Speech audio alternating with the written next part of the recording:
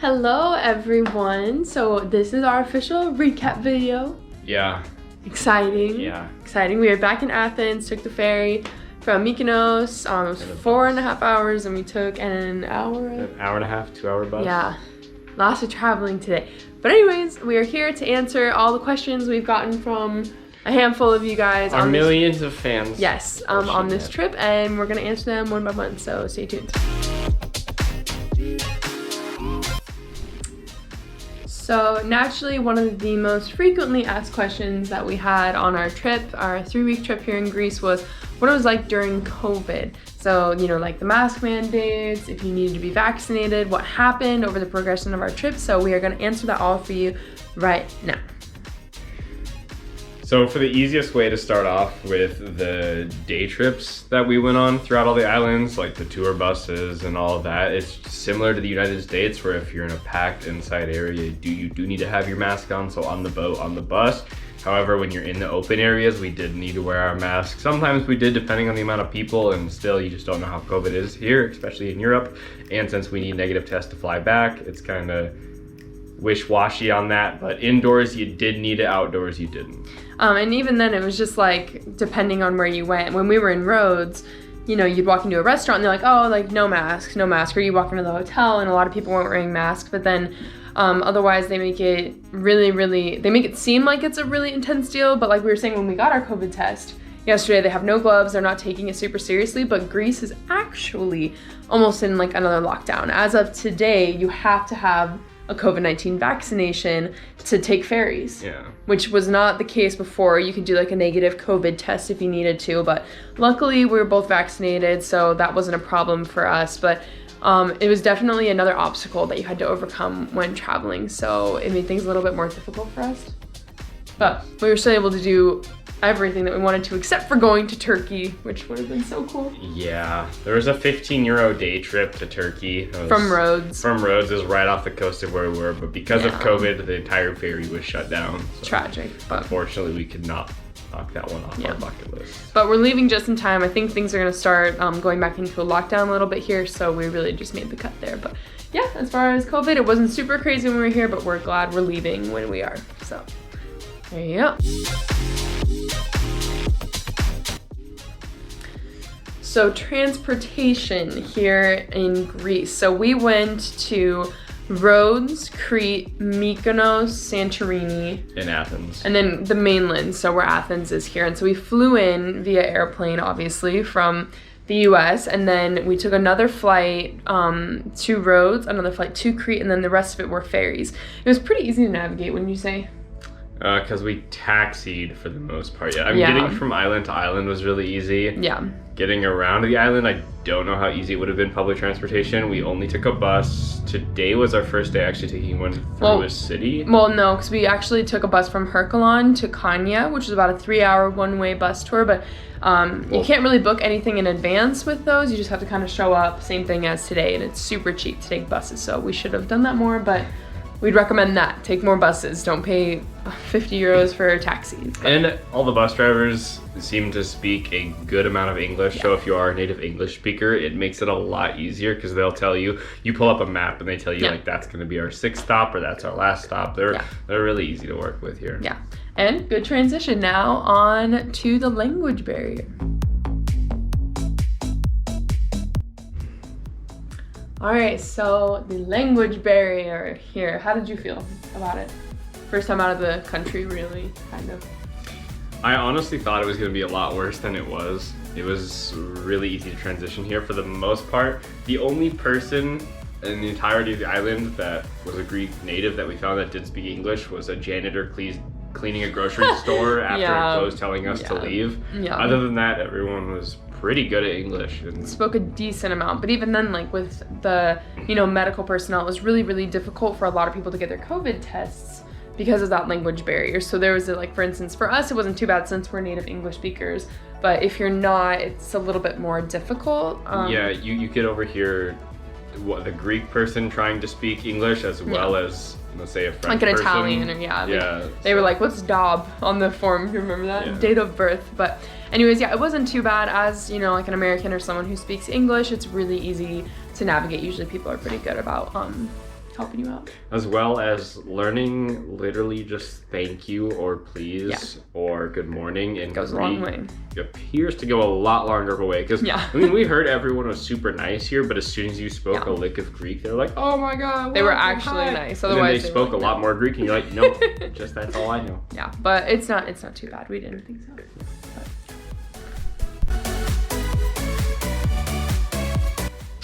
All right, Colin. So, what was your favorite part of Greece these past 3 weeks?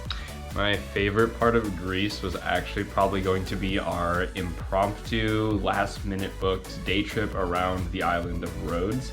We went to Rhodes kind of on me wanting to go there because I wanted to see the memorial of the Colossus, which wasn't really anything exciting, and there was also some stuff with old knights, and I got to see my first castle there. But the day trip around the island was really cool. Our tour guides are really cool. We got to see part of where Italy and the Germans actually shook hands, and Italy surrendered to Germany on Rhodes, which I didn't know that. We learned that there. There's even a picture. We went to the building where it happened and everything.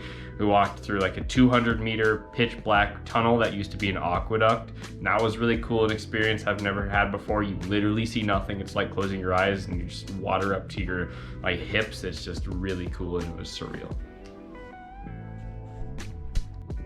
All right, Sarah, what was your favorite part of Greece? My favorite part of our entire 3-week trip around Greece was probably Konya. The city in Crete was just beautiful, and it was nice to get out of like a really intense, really dirty city environment that a lot of other areas in Athens presented. And then of course Santorini was just like out of a dream. It was amazing. It was super, super beautiful there, and the sunsets are just like legendary. So that was a place off my bucket list. So probably those.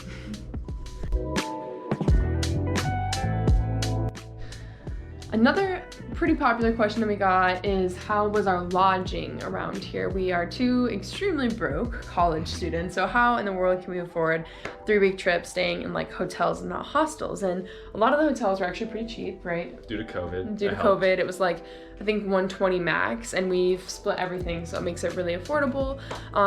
But sometimes you pay the price with that also. But when we were in Athens, at the Athens Gate Hotel, absolutely beautiful. I have no complaints whatsoever about that one. And then here in Athens, which we are at Athen Residence, which is really hard to find. There was no one here to help us, which still stung. is no one. Still is no one to help us check out or do anything, so that was a little bit frustrating, but pretty good overall. Rhodes. Where did we stay in Rhodes? Rhodes was awesome. It was a Candia. Yeah, Hotel Candia. It was right on the water. It was like a 5-10 minute walk from the ocean. Mm-hmm. Right, yeah, right from the ocean. There was a beach. There was a little port with restaurants at it. It was like a cute, quiet little place. People were really there was a lot of restaurants and stuff nearby. A lot of optical centers, so Sarah could get 10 out of 10. contact Recommend. solutions. It was a great place. Recommend. That area was amazing. And it was like $80 a night. Yeah, cheap. Total. Yeah. And then in Herculon, both of our experiences at the Olive Green Hotel and Porto Antico was another place we stayed in there. Was really beautiful. It's just not a pretty city, so that was a little bit difficult, but the hotels were great, super awesome. And then Konya, beautiful area, really crappy hotel. I don't know, what did you say? Yeah. What was that? Or was that Porto Antico? No, yeah, that was like the older lodge area. Yes. I'll put the link at the end of these about where all we stayed, but it did the job, but would not recommend it. It was really close to the water though. That was cool.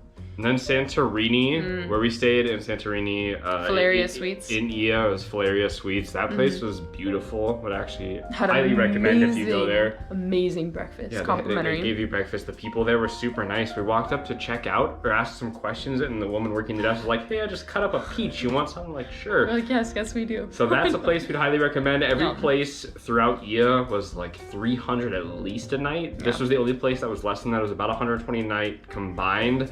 And we only could stay for 2 nights because even that was a bit too much for us. But that was a beautiful place, beautiful stay. And it was legitimately a 1-minute walk from all the footage you guys saw along the water. So beautiful, beautiful. And then in Mykonos was the worst lodging I think I've ever had in my entire life. Of me traveling everywhere. It was awful. So the check-in was really, really difficult to find, like you guys saw in our Mykonos video. And then once you get in, it's like pretty-ish, and then we walked in and the door won't even open all the way. The door wouldn't even open all the way. We walk in, the kitchen sink is dirty. There's like splatter marks in the fridge, and then we go upstairs, and it's like the shower drain is dirty. Like it had pooled water. It was super tiny, really dangerous stairs. So it was not like Yeah, we had to walk sideways accommodable. on the stairs. Yeah, it was really, really bad. And then the bathroom was right next to the bed. Like 6 inches. Horrible plumbing, horrible This plumbing. smelled like a also. porta potty. Yeah, so 10 out of 10, do not recommend them at all. Yeah, 10 out of 10, no. And then, yeah, finally here. So just do your research, I think, yeah. The Yeah. best you can, but you're gonna hit it, you're gonna miss it sometimes. Traveling through COVID, I think Yeah. Even going the cheapest routes, we still hit some of the... We got to hit some nice places because of COVID, but overall trying to hit the cheaper areas, you're Yeah. going to end up with some places Or like the that. nice So, areas are cheaper lodging, 'cause it gets really expensive, Yeah. so. Also, our place in Mykonos was right next to a club that stayed open till Oh, yeah. 6 a.m. So sleeping in there is awful. Yeah, so know where you want to sleep, but It was bad. it was bad. We Everywhere don't else was speak great. about Mykonos. Loved the island. It was great. Yeah, but there you go about lodging. All right, well, those were kind of the just brief overview of some of the questions that we got pretty consistently. And now I've loved all of the feedback you guys are giving us for making the videos. I'm sure you guys know, but this is my first time doing anything regarding vlogging, video editing, and so it's been quite the time while trying to travel. So I really appreciate you guys' patience and, you know, recommendations, and hopefully this will be a tradition we and I can continue here on our YouTube channel. And I'm gonna start doing overviews and recaps on what to do, what not to do, and other places that I've traveled, so keep your eye out for that. But Okay, and one final tip you'd give to anyone coming to Greece. Bring a sun hat and a fan, because it is like over 100 degrees all the time and it's really hot. So be prepared for the heat. What about you? Expect to die, but not actually going to. Every time you're in a car with these drivers, they are insane. It is Yeah, traffic's bad. constant. Full pedal on the gas, full pedal on the brake. You are being jerked nonstop. But there was like never any accidents. So great place. Just you're not Be going smart. to die, but good. Be smart. Wear your drivers seatbelt. make you feel like it. Anyways, thank you guys so much for tagging along on our journey, and we are heading back tomorrow morning back home to the US, where we can finally flush our toilet paper. And go to the bathroom away from other people. Yeah, meaning each other. All right, thank you guys so much for watching. Bye. Bye.